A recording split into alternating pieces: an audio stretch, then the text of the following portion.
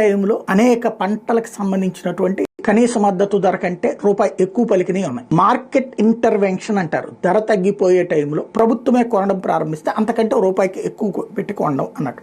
అయితే జగన్ చేతకాంతనం ఈ టైప్ లో రాసుకొచ్చేటటువంటి వాళ్ళు నడిచేది. అప్పట్లో అదంతా జగన్ ఫెయిల్యూర్. ఏ తప్పు జరిగినా జగనే. ఇప్పుడు అధికారులది తప్పు. బాబు గారు కరెక్టే ఉంటారు, అధికారులది తప్పు, వ్యవసాయ మంత్రి తప్పు. అప్పుడు మాత్రం అన్నిటికీ జగనే తప్పు అవుతాడు. అది ఇక్కడ కవరేజ్ జనంలోకి తీసుకెళ్లిన ఒక తెలివైన ఎత్తుగడ. ఇప్పుడు చూడండి, ఈనాడే రాసుకొచ్చింది, రైతుల గోడు వినండి సార్, కంది, శనగ, జొన్న, పెసర, మినుముకి గిట్టుబాటు కాని ధరలు, మార్కెట్ కొనుగోలు అంతంత మాత్రమే. అది సమాచారం కరవే. అయినా ధరలు బాగున్నాయంటే అధికారులు వేదిక. ఇందులో అచ్చెన్నాయుడు తప్పు, అధికారులది తప్పు. అంతేగాని చంద్రబాబు గారికి ఏ తప్పు కాదు. అప్పుడైనా ఇప్పుడైనా అదే జరుగుతుంది. బట్ అప్పుడు జగన్ ఫెయిల్యూర్, ఇప్పుడు కింద ఉన్నటువంటి అధికారులు ఫెయిల్యూర్. అది పక్కన పెడితే రైతులు మాత్రం తల్లడిల్లిపోతున్నారు, అల్లల్లాడిపోతున్నారు. కనీస మద్దతు ధర సంగతి దేవుడు ఎరుగు. అసలుకి కొసరొచ్చి అల్లాడుతున్నటువంటి సందర్భం సీరియస్ గా దృష్టి సారించాల్సి ఉంది.